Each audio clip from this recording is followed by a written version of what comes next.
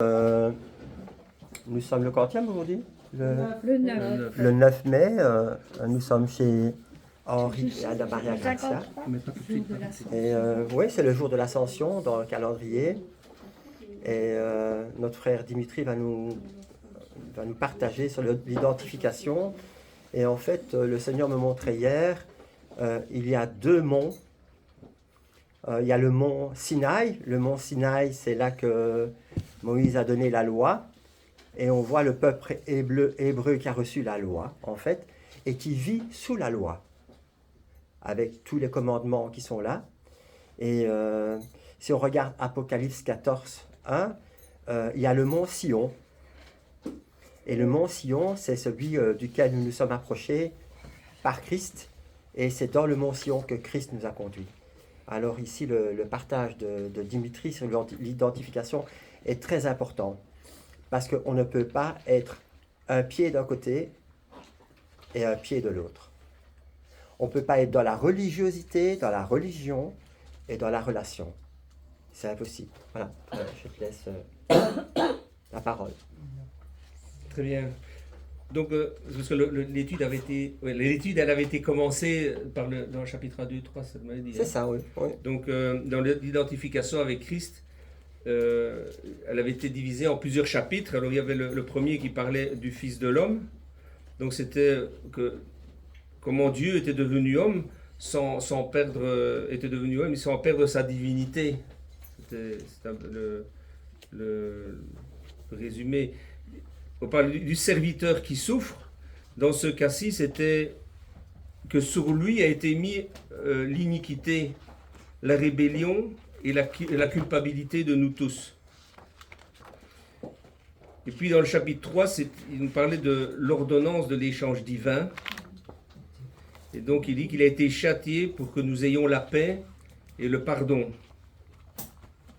Donc, 53, ça. Non, pas encore. Donc c'est dans notre... En fait, ce sont différents points où nous allons voir notre identification en Christ.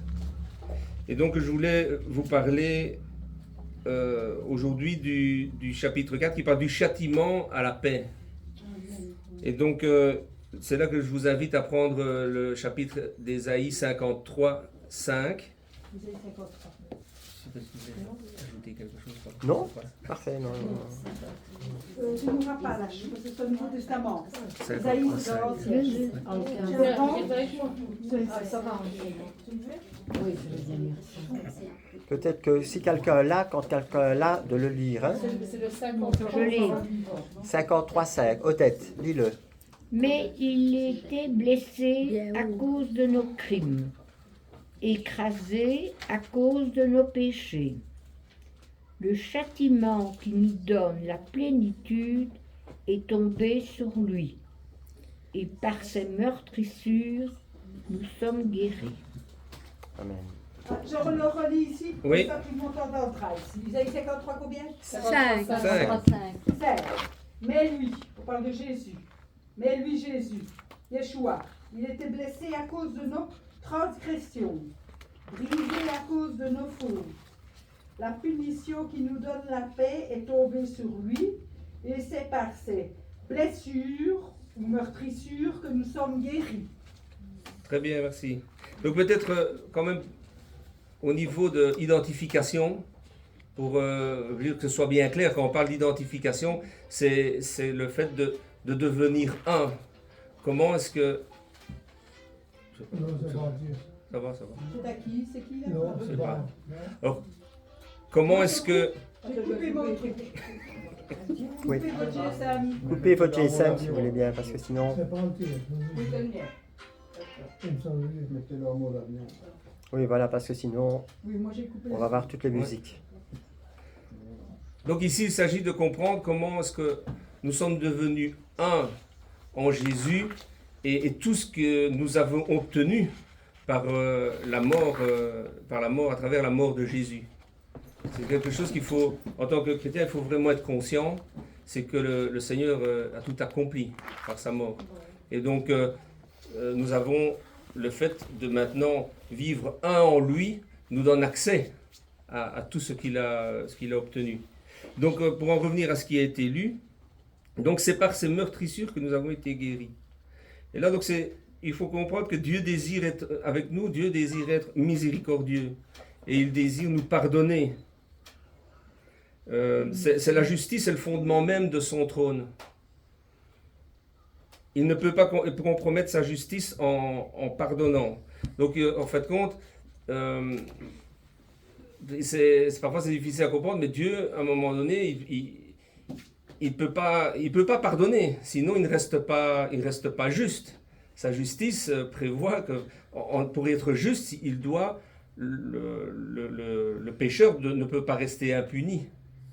Mais le Seigneur, Dieu va nous donner son Fils pour qu'il se charge de nos péchés et que ce soit lui qui soit puni à notre place. Donc, quand on se présente devant le Seigneur et qu'on demande pardon, il faut s'imaginer qu'il nous pardonne, mais c'est parce qu'il a chargé nos fautes sur Jésus. C'est pas qu'il a dit oui, je te pardonne parce que je t'aime bien. Non, non. Quelqu'un a payé pour nos péchés et pour nos fautes. Amen. Et donc, c'est ça à travers la mort de Jésus, c'est ce cadeau qu'il nous a laissé. On peut prendre dans Exode 34. Exode, c'est le deuxième livre de la Bible, après la Genèse.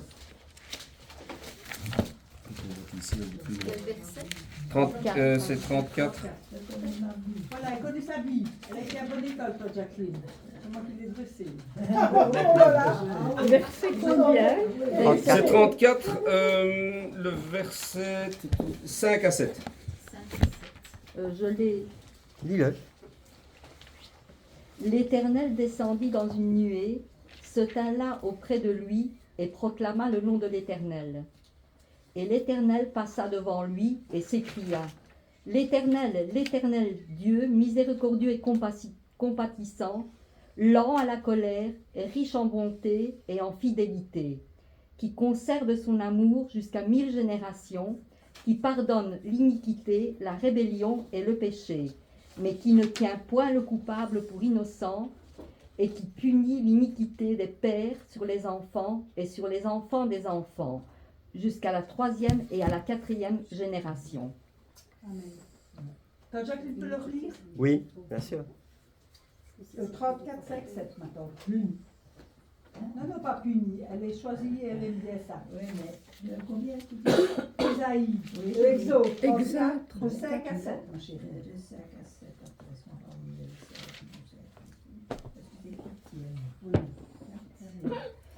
le 7.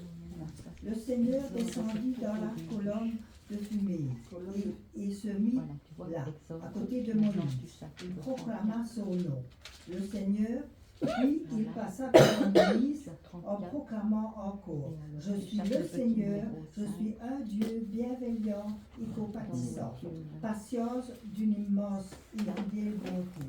Je manifesterai ma bonté envers les hommes jusqu'à 1000 générations, supportant les péchés, les désobéissances et les fautes. Mais je ne tiens pas le coupable pour innocent. Je punis les péchés d'un homme sur ses enfants et ses descendants jusqu'à la 3e ou la 4e génération. C'est pas le bon. Amen. Amen. Amen, oui. Donc Dieu pardonne. Et on voit qu'il ne peut pas laisser impuni, comme tu disais, le coupable. Ouais. C'était dans Exode, c'est Nombre. Ah bon? C'est pour ça que ça n'était pas la même chose. Continue. Donc, dans sa justice, le coupable ne doit pas rester impuni. Mais dans sa miséricorde, il offre le pardon. Et ça doit vraiment être clair pour nous tous. Et donc, il va choisir un substitut du pécheur par Jésus-Christ, son Fils. Quelqu'un qui va remplacer, qui aura la condamnation. C'est ça, Voilà, parce que dans la justice de Dieu, le péché doit être puni. On ne peut pas croire en tant qu'homme que seulement le fait de demander pardon, Dieu va nous pardonner. Ce n'est pas parce qu'on demande pardon qu'il va nous pardonner. C'est parce qu'il a chargé tous les péchés d'avant, de maintenant et après sur la seule personne de son Fils. que nous allons être pardonnés. Mais c'est Jésus qui a chargé tout. Amen. Oui. Donc le verset 7, il dit bien qu'il ne tient pas le coupable pour innocent. Voilà. Donc, c'est ça qui Et est là, on parle de important, là. malédiction, Ouais. mais elles sont prises aussi. Oui. Hein, les Ouais. malédictions. Continue, continue. Verset 7. C'était la Verset question 7, de oui, Francesco. il était Verset écrit, 7. C'est quoi? tu l'as lu, Francesco se posait des questions par rapport à ça. mais il ne traite pas le coupable en innocent. Si tu es coupable, il ne va pas te traiter en innocent. Verset 7. Mais, Mais comme Christ a payé pour nous, à ce moment-là, c'est lui qui a pris notre culpabilité. Oui, on va y Alors on est revenir. considéré comme innocent. il a pris la condamnation La de nos condamnation péchés. de nos péchés. Oui. Amen. C'est nos péchés là qu'il a pris. Lui, il Voilà. était sans péché. Voilà, c'est ça. Il y aurait eu, moi sur la terre, je le dis tout le temps, Jésus serait venu mourir sur la croix pour mes péchés. Amen. C'est Amen. ça. Oui. Mais d'où l'importance toujours de se retrouver en Christ. En Jésus. Parce que beaucoup, même dans les chrétiens, ben oui, reconnaissent Jésus, mais ne mesurent pas l'importance de ce qu'a fait Jésus. Et pensent qu'ils ont une communication, j'entends souvent, oui, on a une relation directe avec Dieu, mais nous avons accès au pardon et à l'éternité en Christ. On n'a pas l'accès parce qu'on va faire des belles choses ou on va faire des œuvres. C'est pas même pas parce qu'on va prier qu'on va faire beaucoup de choses ou de services qu'on va avoir accès et qu'on va gagner la faveur de Dieu. Donc toujours se retrouver en unité en Christ. Donc prenons un autre verset dans Romains 3, 25, 26. Romains, c'est le Nouveau Testament, les évangiles, actes puis Romains. Oui. C'est ouf. Romains combien? Il n'y a pas de nouvelle évangile. Non, ça c'est la Torah, ça. Non, il y a tout. Ouais. Mais ne tracasse pas. Ah, Ne ok, tracasse ça pas, va, je ça lui va. trouverai. Il va... Voilà. Romains 3. 26.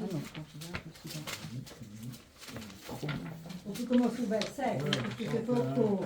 Tiens, prends celle-là, sinon tu ne trouveras pas Oui, là-dedans. oui. 3.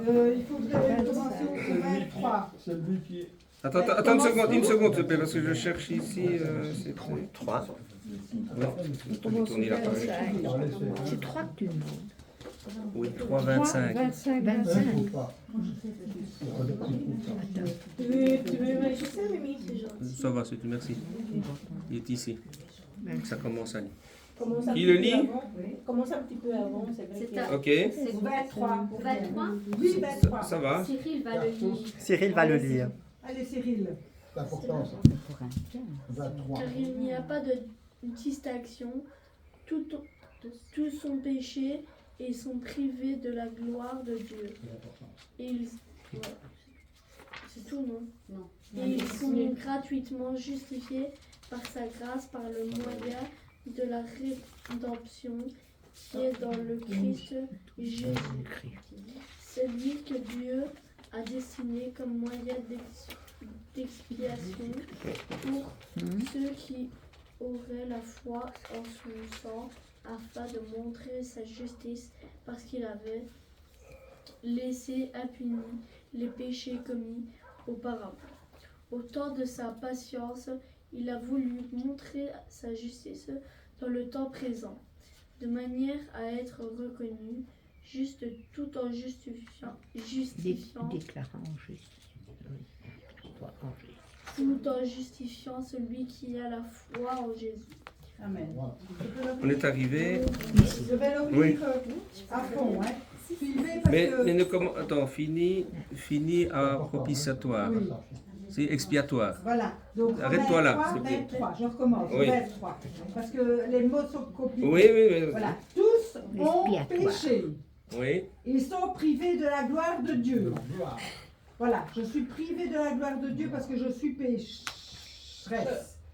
Et ils sont gratuitement déclarés justes par sa grâce, par le moyen de la libération qui se trouve en Jésus-Christ.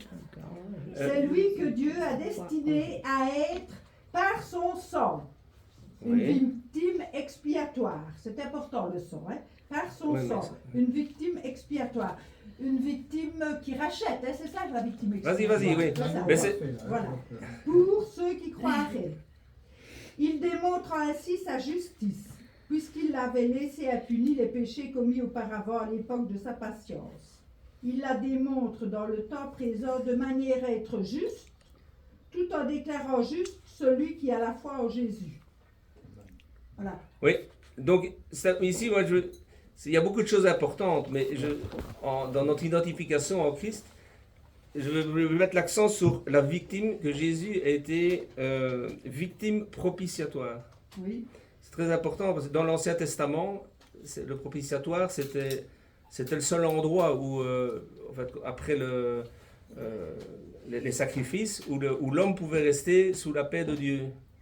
Oui. C'est important aussi de savoir que tous ces péchés de l'Ancien Testament, en fait, n'ont jamais été effacés. Enfin si, ils ont été effacés, mais pendant toute la loi, les péchés n'étaient pas effacés.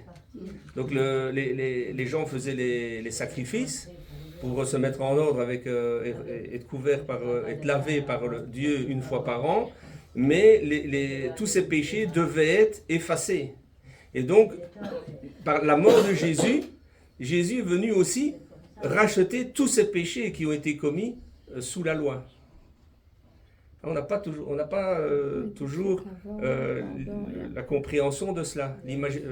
Parce qu'on pense toujours au péché que nous commettons. Mais Jésus est venu dans l'éternité, pour ce qui a été fait depuis le tout début et ce qui se fera jusqu'à la fin. Il a payé, il a racheté tout cela. Pour ceux qui s'approchent de lui, hein, pour ceux qui oui, le oui. reçoivent, même ceux qui sont sous la loi, il faut le recevoir. Oui. Il l'a fait, mais après, on le reçoit ou pas. C'est là où il est marqué dans le psaume, le psaume 32, qui dit « Heureux celui à qui la transgression est remise, à qui le péché est pardonné. Heureux l'homme à qui l'Éternel n'impute pas l'iniquité, et dans l'esprit duquel il n'y a point de fraude. »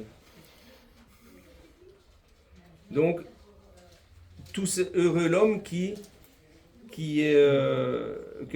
à qui l'Éternel n'impute pas le péché, ça veut dire l'homme qui se trouve sous le propitiatoire, sous la couverture de Christ. C'est lui qui va nous laver. Et c'est là où il n'est pas bon de se tromper par des coutumes ou des habitudes religieuses, où on déplace Christ. Parfois c'est sans se rendre compte, hein, simplement par manque de compréhension. On ne remet pas Christ vraiment à sa place, et on pense que par nos attitudes religieuses, on va résoudre le problème, et Dieu va...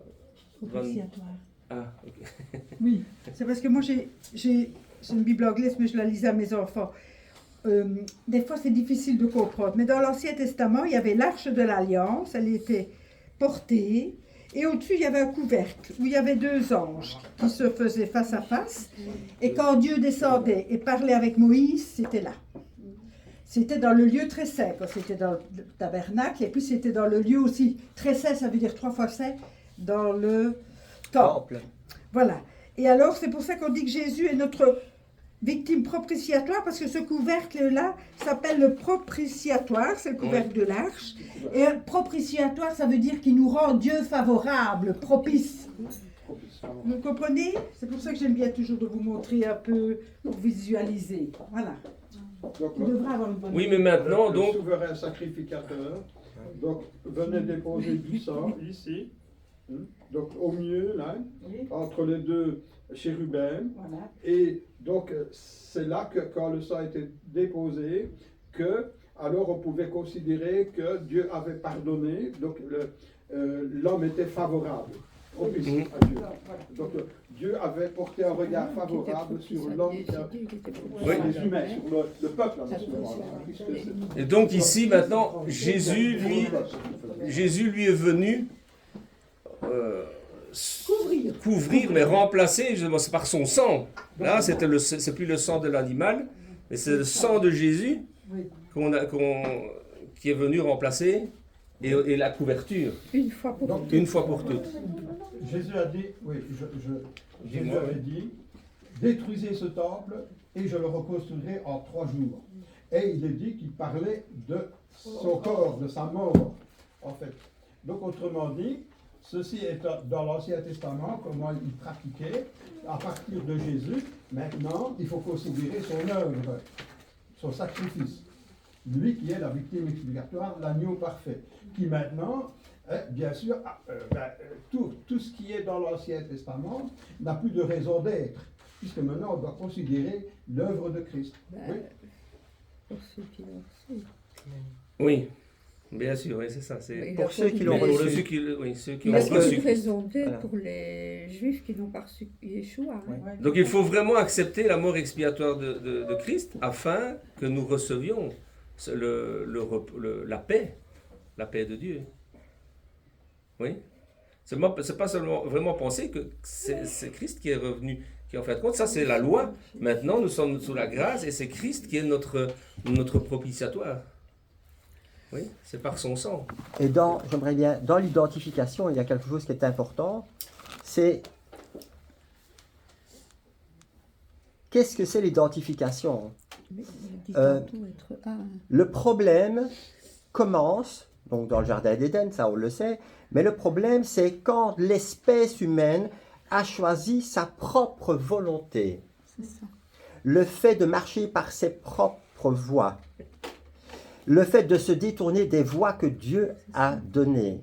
À partir du moment où Dieu a donné des lois, dès le départ, l'homme a choisi ses propres voies.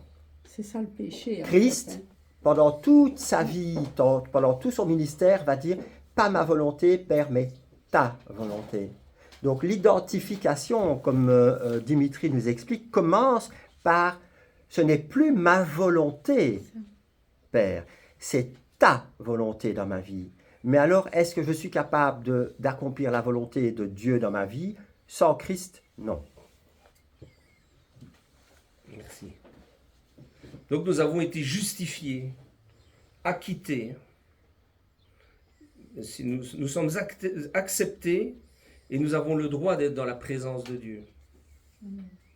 Ouais, oui. Nous avons la paix, la joie, la stabilité, la fermeté et l'assurance. Si nous acceptons le Christ.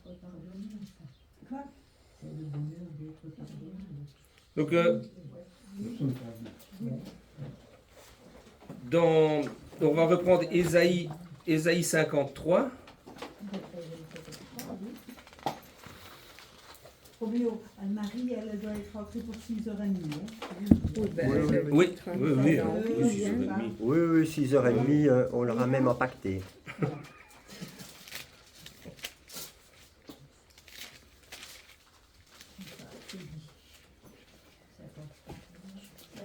Quel verset?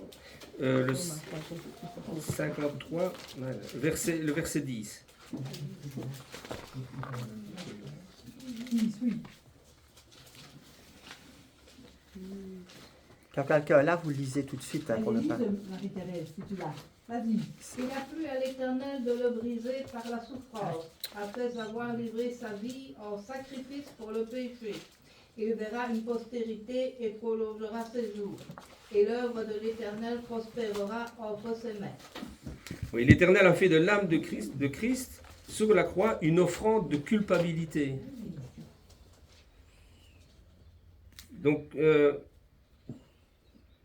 ça c'est pour moi la culpabilité, c'est aussi un piège que l'on vit dans tous les jours, même dans les milieux des églises. C'est que au lieu de se...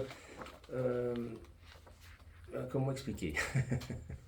On essaye, quand on demande de l'aide, quand on se confie, entre hommes je parle, hein, souvent on nous dit oui mais il faudrait faire ça, oui c'est que tu n'as peut-être pas assez fait ça, est-ce que tu devrais faire plus ça?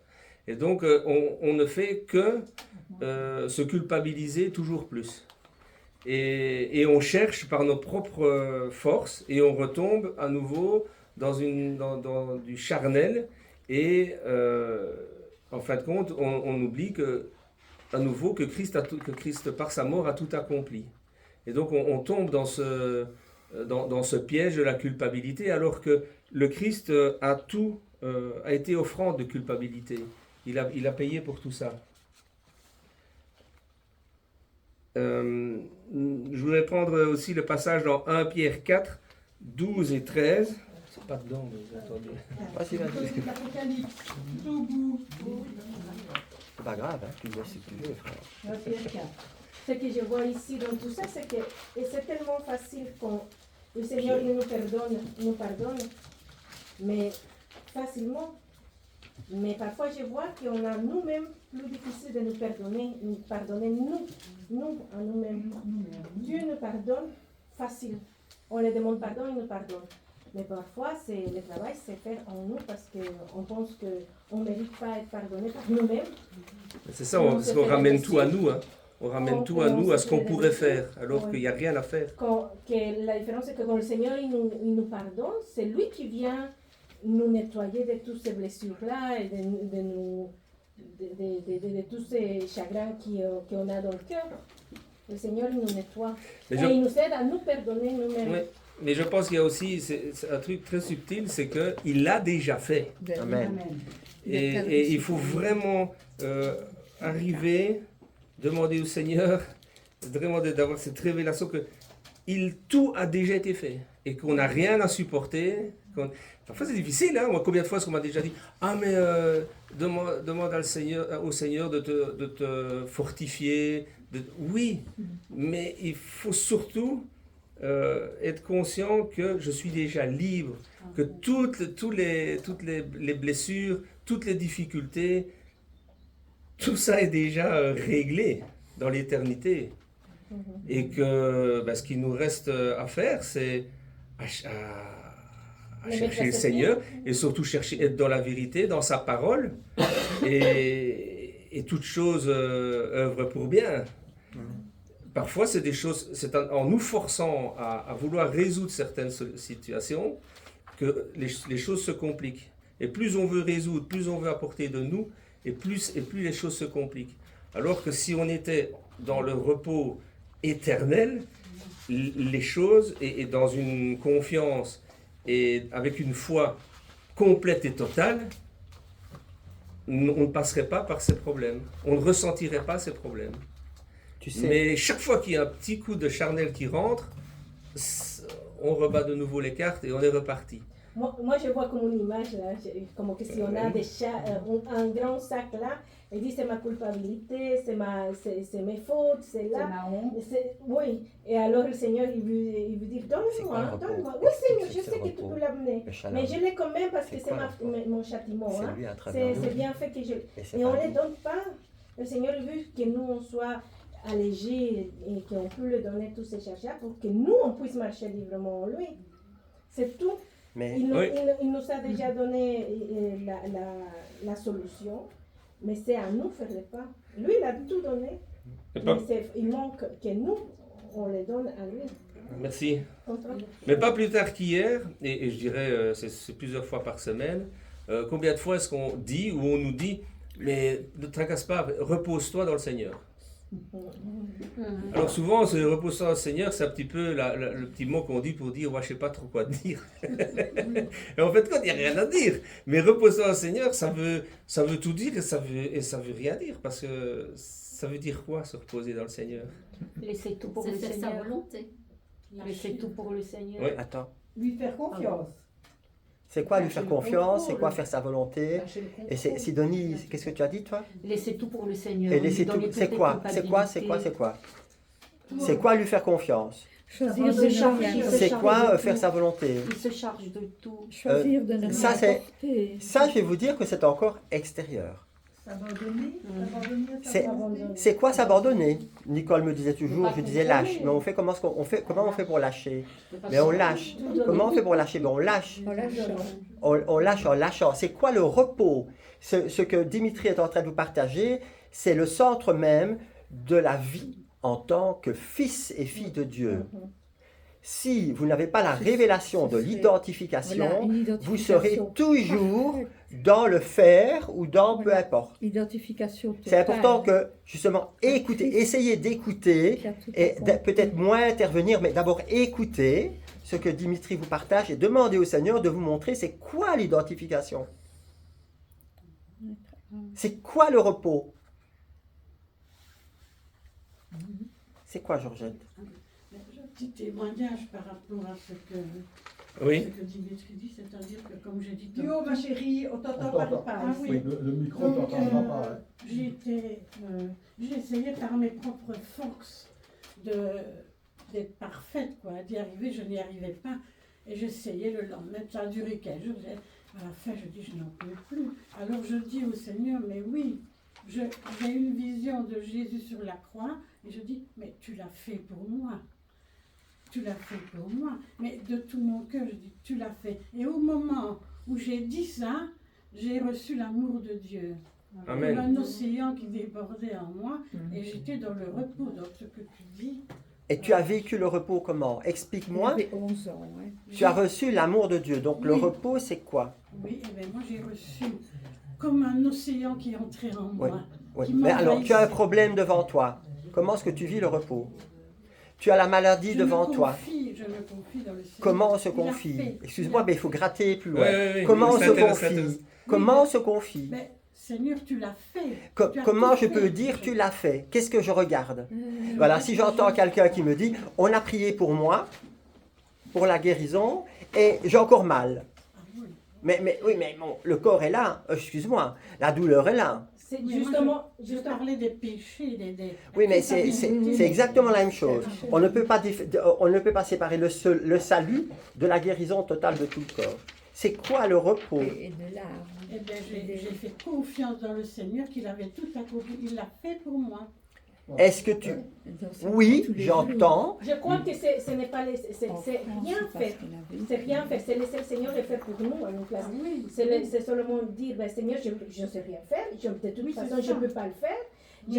Avec mes propres forces, j'y arrive pas. Ben alors, fais-le. Et avec sa sagesse, il va agir. Oui, maintenant, voilà. Vous êtes allé en France, vous nous avez partagé des soucis. Est-ce que vous étiez dans la tourmente ou dans le repos? En Pourquoi? En France. Dans votre voyage.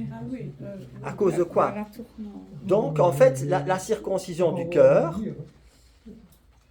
ben, elle va toucher, on va voir point par point, tous les points. Il faut que tout y passe. Hein. Il faut que tout y passe. Sinon, je peux dire, je suis dans le repos. Dimitri me disait, mais parfois je dis, il relativise certaines choses parce qu'il fait confiance au Seigneur. Quand tu es là, tu peux le dire, mais pour quelqu'un qui n'est pas encore là, moi je me rappelle dans mon chemin avec le Seigneur, moi je disais, moi je fais confiance à Dieu, on me disait, mais toi tu planes. Tu planes, toi. Tu planes, tu te fous de tout. Ah oui, mais de l'extérieur, c'est l'apparence que ça donnait. Oui, j'ai un témoignage. Henri, hello. Henri avait, ça veut dire tais-toi, si vous n'avez pas compris. Oui, Henri, à un moment, au début qu'on était mariés, il a perdu son travail. Et moi, il est écrit que tout est entre les mains de Dieu. Et j'avais dit au Seigneur, c'est toi qui sais. Donc je remettais tout. De toute façon, c'est pas moi qui aurais été chercher du travail pour lui. C'est pas mon métier. Et pour ma belle-mère, j'étais, elle s'en fout. Mais non, je m'en foutais pas, j'avais tout remis dans les mains de Dieu. Oui. Mais c'est ce qu'elle disait, mamie, si tu te rappelles ma tante Jacqueline. Oui, mais c'est la vérité, mais c'est la vérité, moi. Mais oui. Peut-être un peu trop, des fois. Mais maintenant, le repos, voilà. Mais alors le Seigneur, dans l'identification, on va laisser Dimitri continuer, le Seigneur dans l'identification va faire le tour de tout. On peut dire, je me repose et je me confie dans mes finances, mais est-ce que je lui fais confiance dans mes décisions ou est-ce que c'est lui qui prend les décisions pour moi parce qu'elles viennent vers moi? Est-ce que je lui fais confiance pour ma santé? Est-ce que je lui fais confiance pour ça, pour mes enfants, pour ceci, pour cela? De quelle façon je lui fais confiance? Et si ce que Dimitri vous partage, vous n'avez pas une révélation du Saint-Esprit, eh bien, je vais vous dire, vous ne serez jamais dans le repos. Vas-y. Attends, laisse-le continuer, Francesco. Ouais, mais peut dire. Non. Oui, voilà, il y a quelque chose, parce qu'on a lu les versets, mais je ne sais pas si tout le monde est sur le même diapason. C'est-à-dire qu'en fait, quand moi je lis Romains 3, 23, donc si tous ont péché et sont privés de la gloire de Dieu, il faut reconnaître qu'on est pécheur. Et là, c'est le point de départ, en fait. Donc, quand on parle, puisqu'on a lu heureux la transgression, celui que Dieu a remis la transgression, donc c'est celui qui est pardonné. Or, comment pardonner, ça veut dire, il s'est repenti.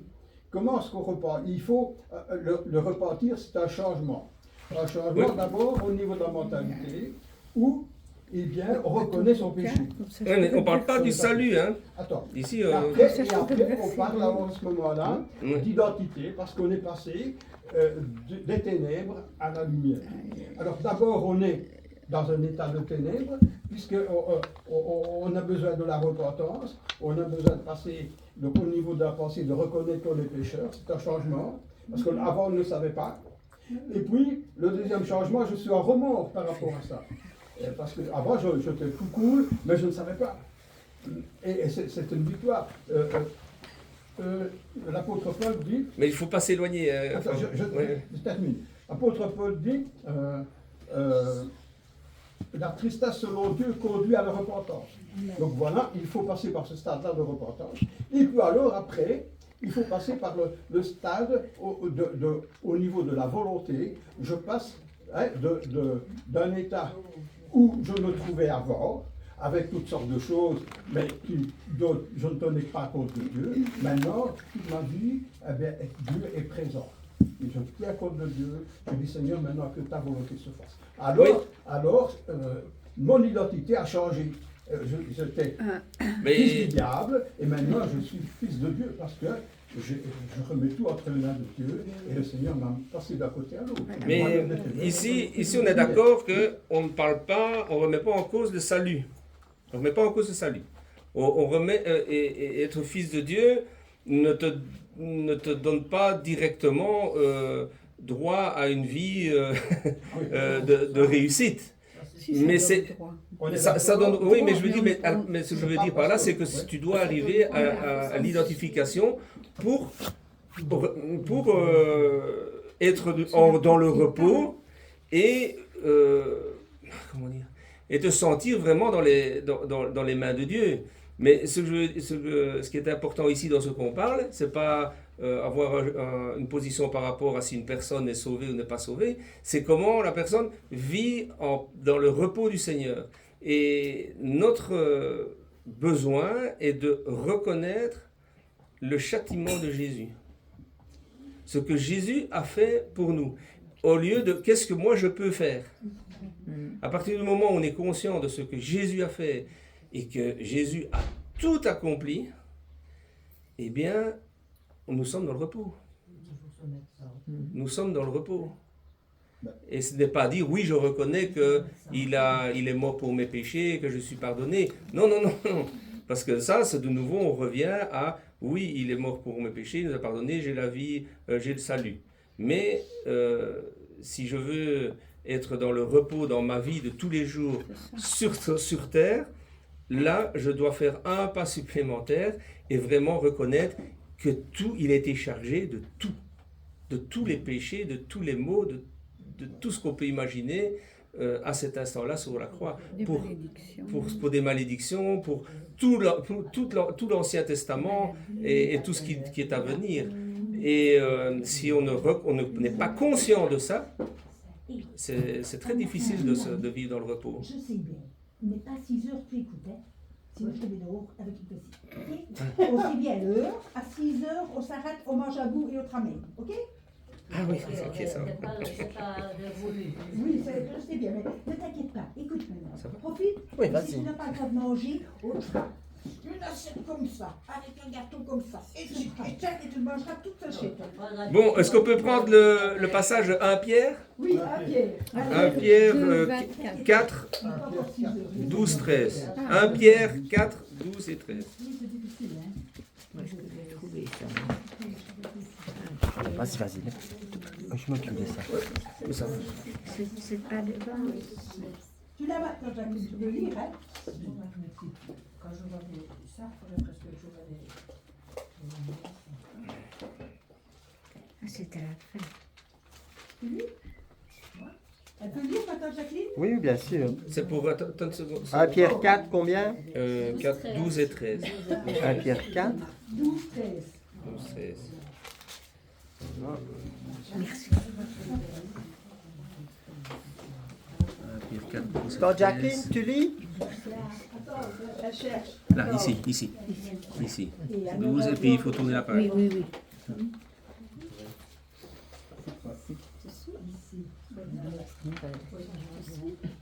Mes amis, ne vous étonnez pas de la dure épreuve que vous avez à subir, comme s'il vous arrivait quelque chose d'anormal. Réjouissez-vous plutôt d'avoir part aux souffrances de Christ, afin que vous soyez également remplis de joie quand sa gloire sera révélée. Encore Oui, je crois que c'est... Attends, je vais le relire dans une autre version. Oui. Mes bien-aimés, ne soyez pas surpris de la fournaise qui sévit parmi vous pour vous éprouver. C'est bien ça? Oui. Comme si vous arrivait quelque chose d'étrange. Réjouissez-vous au contraire de la part que vous prenez aux souffrances de Christ, afin d'être aussi dans la joie et dans l'allégresse lorsque sa gloire sera dévoilée. Amen. Donc on voit les épreuves, on sait qu'on va les avoir, mais nous sommes un. Et c'est important. Nous devons nous réjouir parce que nous sommes un en Christ. Il a déjà, pour nous, il a déjà tout payé. Et en lui, à travers lui, nous avons la paix. Oui. C'est lui qui porte tout. Et il faut vraiment abandonner l'idée qu'on puisse nous faire quelque chose. Je ne voudrais pas me répéter de trop, mais je sens que c'est vraiment que c'est le point qui est le point faible, c'est qu'on veut toujours faire et ramener tout. Et même entre nous, on pense qu'en faisant, en organisant, eh ben, ça va aller mieux. Mais non, c'est pas ça du tout. Et je pense vraiment que, et c'est hier que ça me venait parce que j'écoutais une personne, et sans aucune critique, mais c'est quand même une critique, je pense quand même que c'est le problème qu'on a avec beaucoup de pasteurs qui s'improvisent un peu psychologues, qui se jouent psychologues dans les églises, et puis on va aller rendre visite à la personne parce qu'on va l'aider, elle a besoin de visite, et puis pendant la visite, ben oui, elle a des besoins matériels, elle a des besoins de guérison, et on ramène tout à la personne. Et donc, même là, c'est compliqué parce que on sent que les personnes participent. Alors là, je ne parle pas d'une église en particulier, mais participent à une communauté dans une église, mais n'ont pas la vérité. Ne marchent pas dans la vérité. Et cherchent sans cesse une solution charnelle pour améliorer leur solution, pour améliorer la situation, pour avancer mieux dans la vie. Alors, c'est pas évident parce que je comprends aussi que quand on dit aux personnes la vérité, parfois ça fait mal. Et c'est là où on se rend compte qu'on n'est pas en Christ. On n'est pas en Christ, qu'on a Christ comme un personnage qui est venu, qui a été cloué sur la croix, qui est mort pour nous, qui est ressuscité. Et c'est un petit peu une histoire qui appartient à la Bible, mais on n'en fait pas le personnage central, non seulement de la Bible, mais de notre vie. Il n'y a pas d'identification. Il n'y a aucune identification avec lui. Il est là comme un prophète, comme n'importe quelle histoire. Et ça, c'est le drame. Alors que nous avons, quand on le reconnaît comme notre sauveur, mais je pense qu'on n'est pas convaincu, ni on ne s'imagine même pas ce que ça veut dire que Jésus est notre sauveur. Et qu'il est Seigneur. Et Seigneur, oui. Ouais. On ne connaît pas notre identité, en fait. Ben, c'est un petit peu le partage, hein. C'est un manque de connaissance réelle de notre identité. Parce que quand on a une épreuve, ben, le Seigneur, il a déjà tout résolu. Parfois, on est là, oui, maintenant je crois, et puis une petite épreuve, et tiens, tout compte fait, est-ce qu'il n'a quand même pas raison, est-ce que je ne devrais pas faire ceci pour voir si... on s'écarte vite, hein, et moi en premier. C'est que quand plus on va écouter des hommes, Alors le danger, c'est quand on commence à écouter une imminence, un pasteur, une personne avec un grand nom et qui fait bouger des foules, ben plus on va avoir des personnes avec beaucoup d'influence, et plus ça va nous causer, va nous déstabiliser. Et on va dire, ah oui, tu as tout compte fait. Est-ce que tout compte fait, j'ai bien compris? Est-ce que dans mon identité, j'ai bien compris? Parce que lui, ça fait quand même 50 ans qu'il étudie la parole, et il va semer le doute. Est-ce que tout enfant de Dieu ne sera pas éprouvé? Ben, il sera éprouvé, mais il sera dans la paix. Ça signifie. Donc le verset ici ne signifie pas qu'on ne sera jamais éprouvé, au contraire. Ah non. Non, Oui. justement. Ah oui, ah non, mais qu'est-ce que c'est l'épreuve? C'est pas la bonne Oui. Passer l'épreuve dans la paix. Dans la paix, ouais, dans la confiance. Oui, mais Dieu non plus ne nous donne pas des épreuves pour dire, tiens, on va un peu l'éprouver, celui-là, voir comment Mais qu'est-ce ça que va. c'est l'épreuve aussi? L'épreuve, elle vient d'où? C'est pas Dieu qui nous envoie des épreuves. Déjà.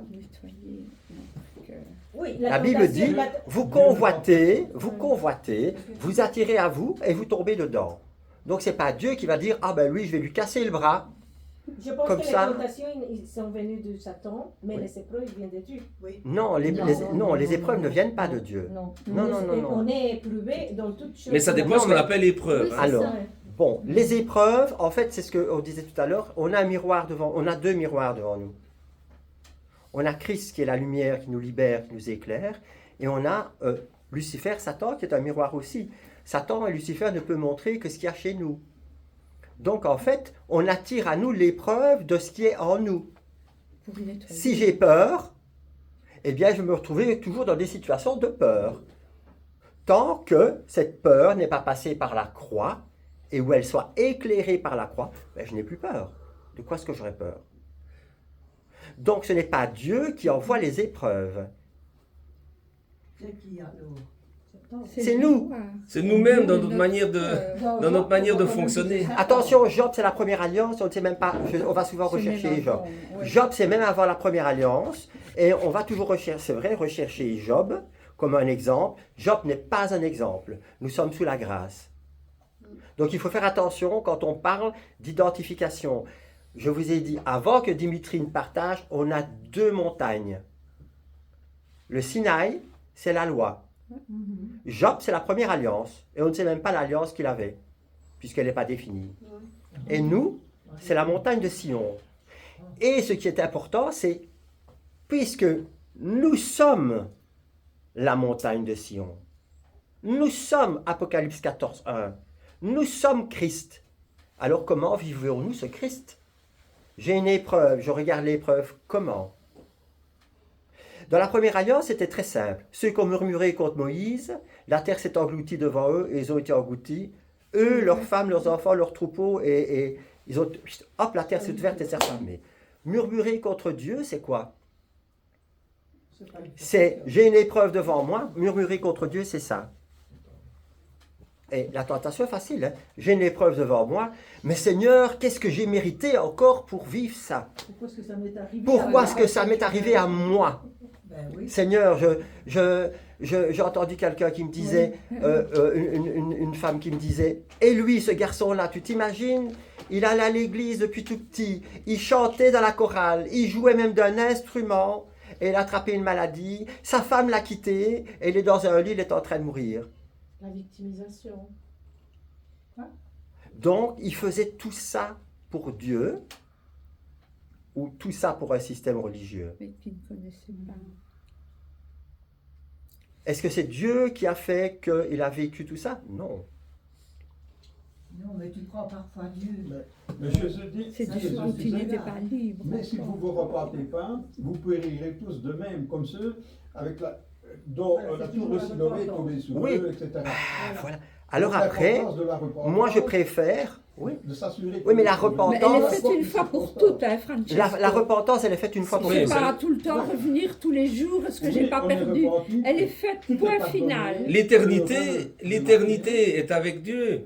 C'est pas, on ne remet pas ça en question. C'est notre passage sur terre ici. On ne parle pas de ça. L'épreuve, des fois, elle est là.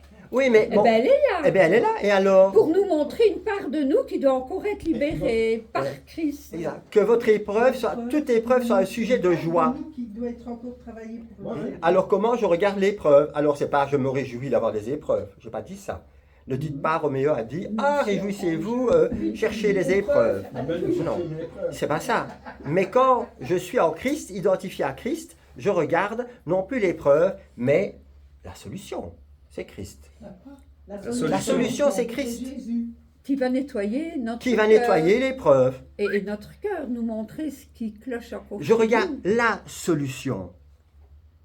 C'est ça l'identification. C'est ça que Dimitri, revient tout le temps là-dessus. Jérémie, hein. Ben, c'est le prophète Jérémie. Oui. Revient tout le temps sur l'identification. L'identification. L'identification.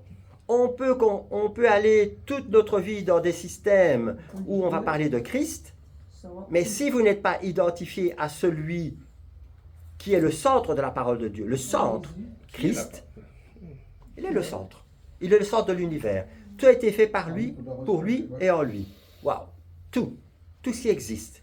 Les choses visibles et invisibles. Tout. Et d'ailleurs, on entend tous les témoignages.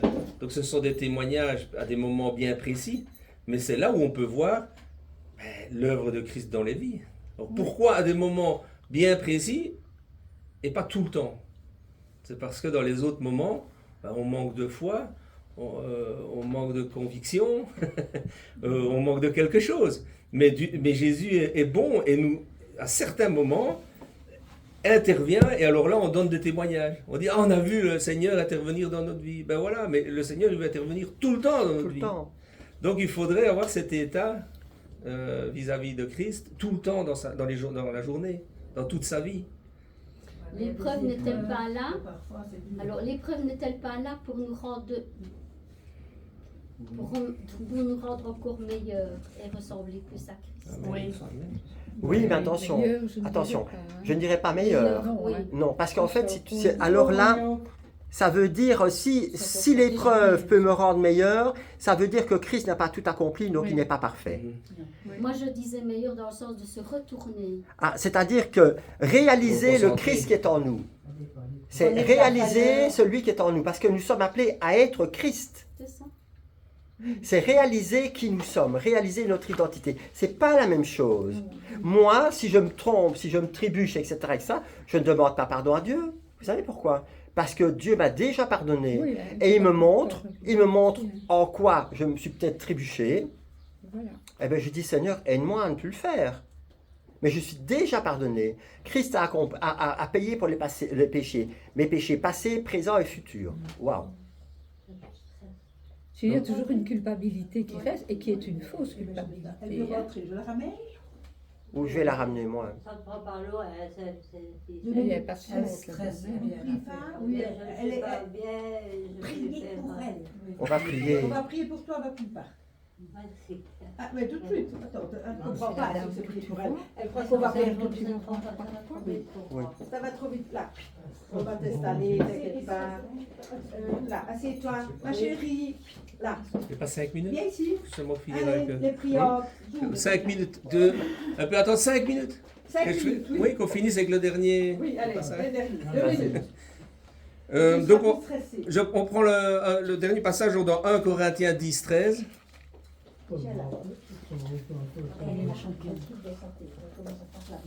Attendez, Dimitri va finir. Hein. Attends, Georgette. Attends, 5 minutes. 5 minutes, pardon.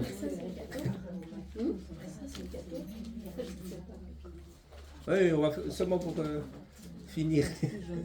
Vas-y. Oui. 1 Corinthiens 10, 13.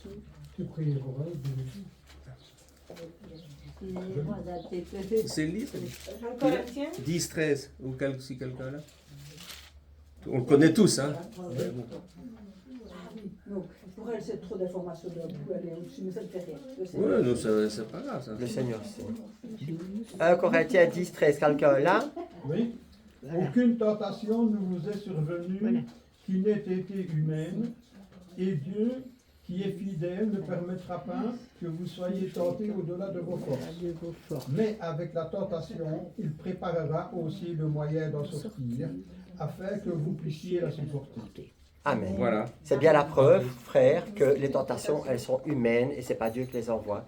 et il nous donne déjà la solution. Est-ce qu'on peut relire, s'il vous plaît? Vas-y, Tu veux lis-le, bien lis-le. Ah oui. Ah, haute voix. À haute voix. voix. Ah. Aucune tentation ne vous est survenue qui n'ait été humaine. Donc elles sont bien humaines. Et Dieu, qui est fidèle, ne permettra pas que vous soyez tentés au-delà de vos forces. Mais avec la tentation, il permettra aussi le moyen d'en sortir. Il préparera aussi. Il préparera aussi le moyen d'en sortir, afin que vous puissiez la supporter. Amen. Vas-y, frère. Donc il faut bien comprendre que cela ne dit pas que tout va bien, parce que nous allons faire par nos propres forces telle ou telle chose. Et c'est là que, comme tu disais tout à l'heure, Roméo, que marcher selon nos propres voies. Hein? Parce qu'il faut savoir aussi que marcher selon nos propres voies aux yeux de Dieu, ben, c'est un péché. Ben, c'est le péché de base. C'est le péché de base. Les autres en découlent. Et donc uniquement, nous allons pouvoir surmonter ça uniquement parce que nous faisons un avec Christ. Amen. Et que Christ a tout accompli.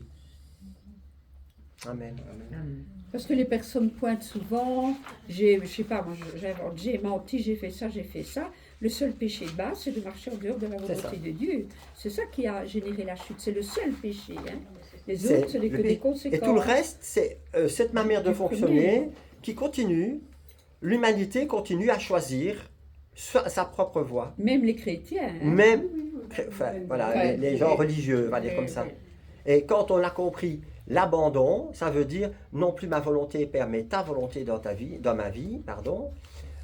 Quand on a compris ça, parce qu'on a reçu la révélation, après, effectivement, on va être tenté dans toutes les sphères de notre vie. Parce que Dieu, la Bible dit, présentez-vous devant Dieu avec un cœur éprouvé. Donc, forcément, j'ai fait le tour, et Dieu a fait le tour de plein de choses dans ma vie pour que je sois libre. Mais ce n'est pas quelqu'un qui peut le faire pour vous. Christ l'a fait pour vous, mais pas quelqu'un d'autre. Et vous ne pouvez pas le faire vous-même. Donc, on a chacun besoin de ce Christ-là. Et dans les partages, identification qu'on va continuer, donc ici, Dimitri a partagé du châtiment à la paix. La paix, le pardon, le shalom, c'est l'accomplissement de tout le reste. Et je vais vous lire le reste.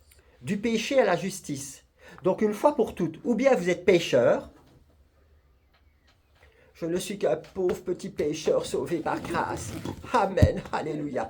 Eh bien non, moi je ne suis pas pécheur, je suis saint. Je suis désolé. Je suis saint parce que moi je suis identifié à Christ. Ok? De la malédiction à la bénédiction. Moi je ne suis pas maudit, je suis béni. Et il n'y a aucune racine de mes ancêtres parce que ma seule racine, c'est Christ. Ensuite, de la maladie à la guérison. Je ne suis jamais malade. Je ne dis pas que je ne suis pas attaqué. On peut être attaqué de différentes façons, dans notre corps, dans notre esprit et dans notre âme. Mais quand le Seigneur fait le travail, l'identification devient parfaite. Donc, on regarde qui? Christ, qui est la guérison. De la pauvreté à la prospérité. C'est hérésie de croire qu'il faut être pauvre parce que Dieu aime bien ceux qui sont pauvres. Pas du tout. Dieu nous bénit de toute prospérité dans tous les sens.